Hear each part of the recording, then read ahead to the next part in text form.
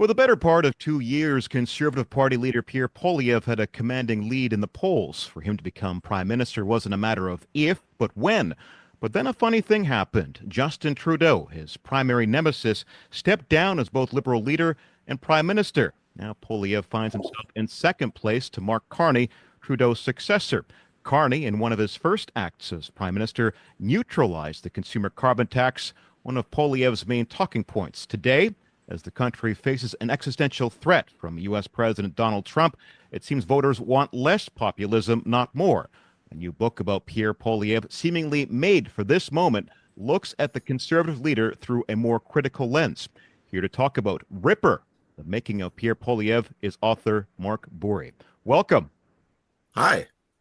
Now, this is a book you've said you worked very hard to get to press in a very short time with constant changes and updates as the ground shifts. Why the sense of urgency to get this out so quickly?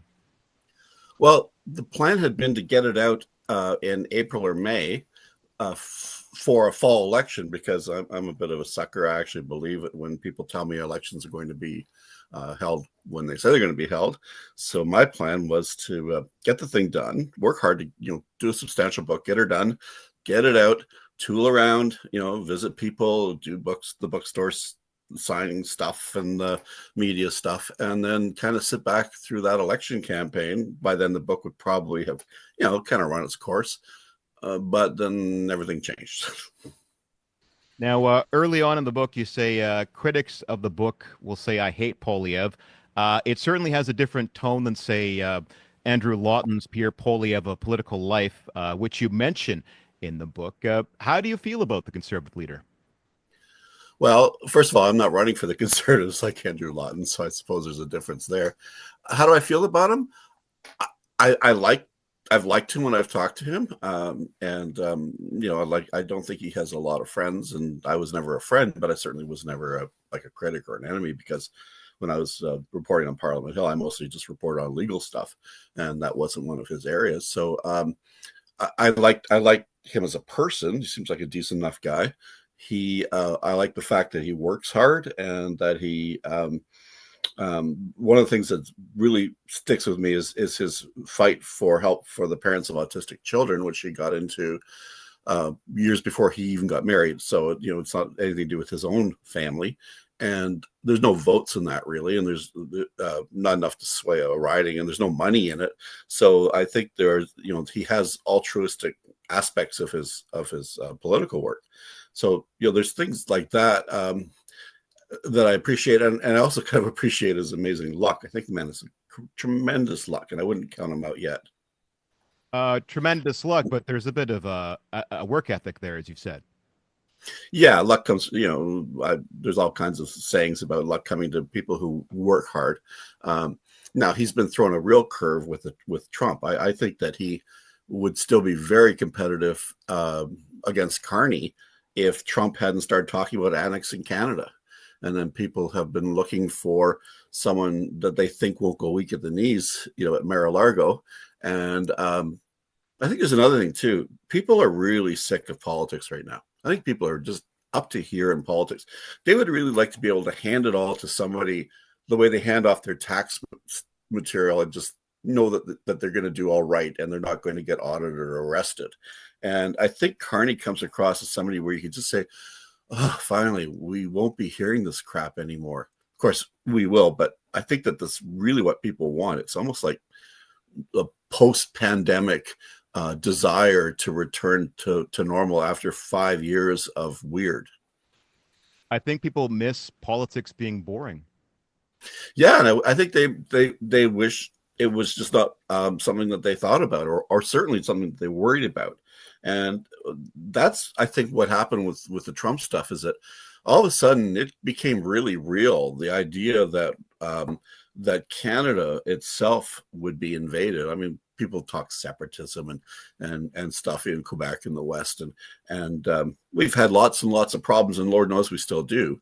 But when a guy who like Trump, who's capable of anything, says we're going to make you the 51st state, as first time people thought it was a joke. I didn't, because I don't think the man jokes about anything. But when he said it over and over again, that gets pretty scary. And it really pulled Canadians together.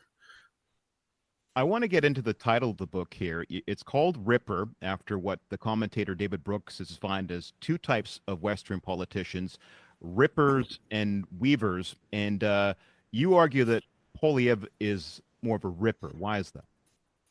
Well, in that structure, a ripper is somebody who's very good at ferreting out issues and really tearing apart a government's message and a government's a plan. And they're excellent people for opposition because they do find things like corruption, and they find policy problems, and they bring things forward like the fentanyl issue, which is a huge issue, and I think that the Trudeau government missed out. Now, Poilievre's missed a few issues that I think are important, but he is a superb opposition leader that way. And the other side of the coin are weavers, are people who pull together people, develop consensus. They kind of work together to solve problems. So during the Ripper Weaver thing came up in one of Brooks's columns at the beginning of COVID, where he said, we're going to have to all pull together now. And this is the time for weavers to move forward and for rippers like Donald Trump to stand aside. And of course, that only lasted a few weeks, but it was an interesting structure of an interesting way of dividing politicians into different groups. And I think it fit Poilievre very, very well. So you still say he's a ripper today, then? Yeah, I think he spends most of his time looking for issues, looking for things that resonate, as opposed to sitting down with people and developing some sort of strategy, a real cohesive strategy to say deal with Trump, or a real cohesive strategy to deal with energy exports in a way that won't cause big rifts among environmental groups and indigenous groups in the provinces. And one of the people who's really emerged as a weaver these days, and much to my surprise, is Doug Ford in Ontario, who basically went head on at the States and said, over my dead body, and had an election where the opposition had to buy into that, partly because they believe that too, and then came back with a huge majority and is still doing that. And I watched an interview with the leader of the Green Party of Ontario, who actually has a seat. And he's saying, I just can't disagree with this guy. I'm willing to work with him on this and anything else that protects Canada and Canadian jobs. And then on the flip of that, you have someone who you've described as someone who spent years on the scene as the political equivalent of a hockey goon. Can Yeah. something like that lead? Well, we might find out.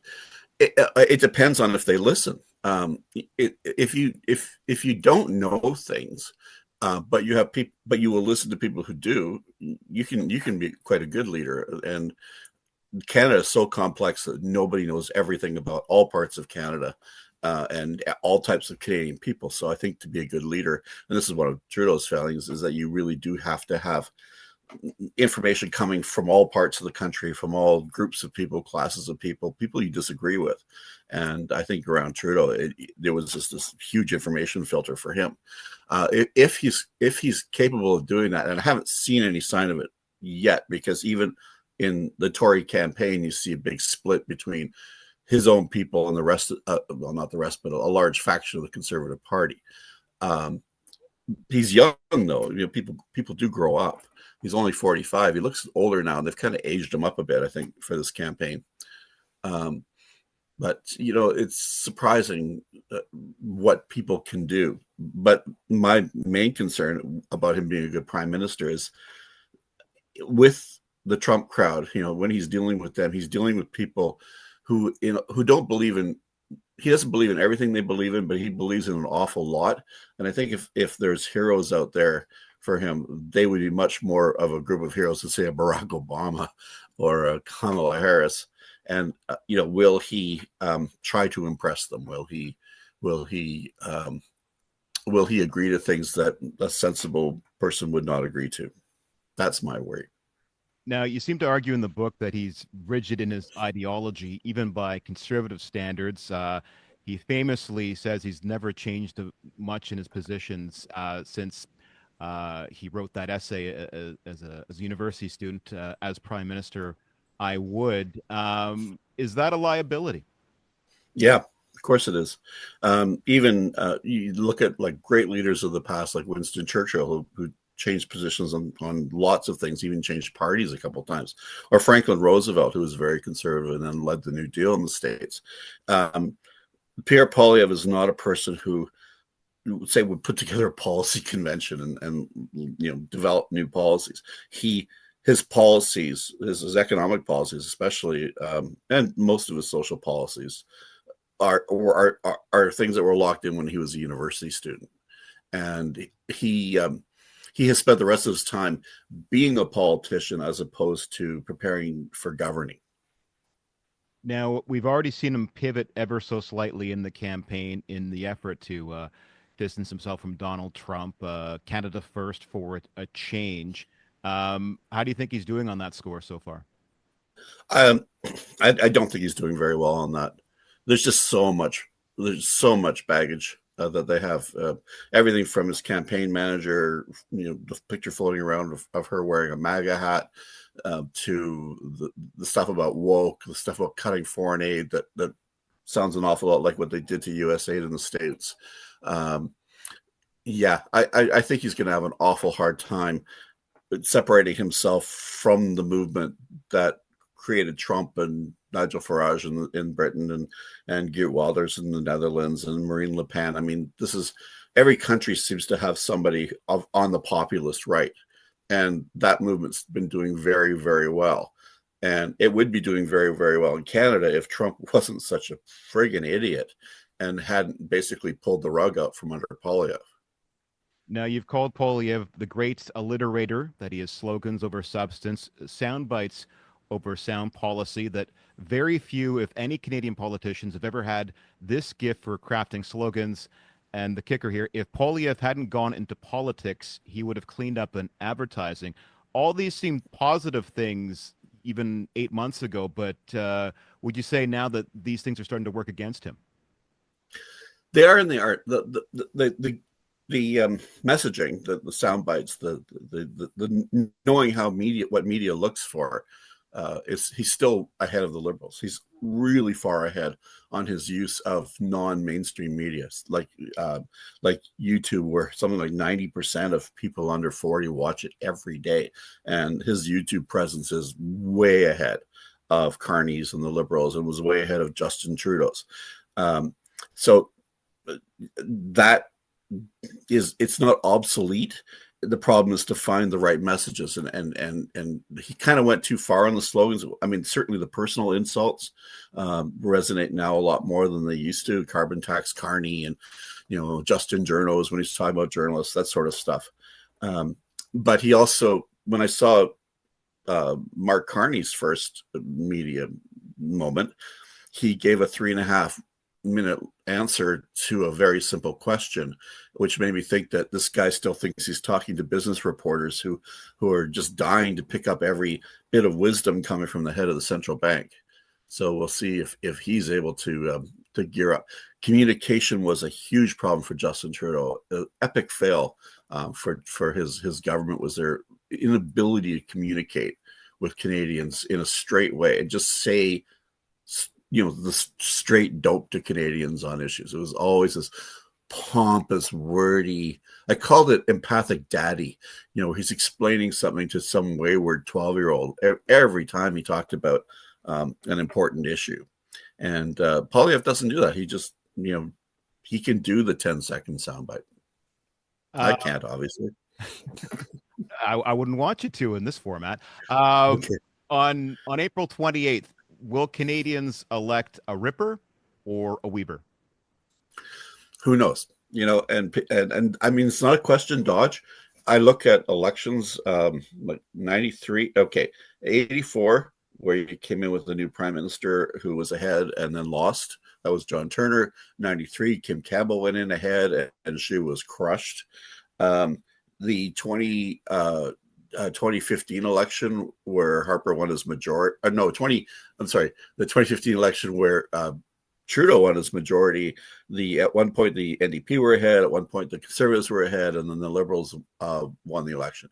So elections kind of slosh around, and everyone thinks that the poll that they see today is going to be the election result. But anything can happen. Blackface, dead women, live boys. I mean, there's all kinds of stuff that pops up in politics, and then we've got this crazy meth lab running neighbor who could do anything or nothing in the next almost 3 weeks. So I still think it's anybody's election to win. I think Poilievre's big lead was soft, but I also think Carney's lead is soft. And once there's momentum for a campaign, and once Quebec kind of decides and stuff, anything could happen. Another thing too is that he's not losing this campaign, and this is going to sound really weird, but he's going to pick up as many seats at least as they got last time. And in BC, and the same thing is happening in Quebec. The fight is between the Liberals and the Conservatives over the NDP seats. And in Quebec, it's a fight between the Liberals and Conservatives over the Bloc Québécois seats. But in Ontario, maybe 3 or 4 seats are going to change. And in BC, very few Liberal seats are going to switch to the Conservatives, or Conservative seats are going to switch to the Liberals. But the Tories might pick up Elizabeth May's riding. And then in the interior, it seems that the Liberals and the NDP the Liberals and Conservatives are splitting the NDP seats in the BC interior. So that's how this election is going to be made. And I think it's why Poilievre is sticking to the plan, not changing midstream, because he's got that group of seats, and he wants to add to them, and he doesn't want to mess with what's worked so far. What do you hope people get out of the book? What do I hope people will get out of the book? I hope that people understand him really well, understand that they are being offered somebody who is someone who would have, without in a non-Trump world, solve some of the problems, or try to solve some of the problems that we have in cities, especially, and would have had a lot of support in the West, which I think is the West being, sorry, I should say that again. My wife's from BC, and I know better than to call BC the West and lump it in with Alberta. But I think he would have tried to fulfill his promises. But I think they also have to realize that he is not a good listener, and he's not very policy oriented, and that if things hadn't worked, if he is elected and things don't work out, he's more likely to blame other people, than he is to actually try to find ways to make a solution work. That to me is not the right thing for right now. I don't know if Carney's any better. I don't know really much about Carney at all. Didn't see that one coming, but but I think in terms of Poilievre, at least they'll know about him, and they'll have to get whatever information that they can on Carney from the media now, because I don't think there's a good write-up of him at this point. The name of the book is Ripper, The Making of Pierre Poilievre. It's published by Biblioasis. My thanks to author Mark Bourrie. Thank you very much.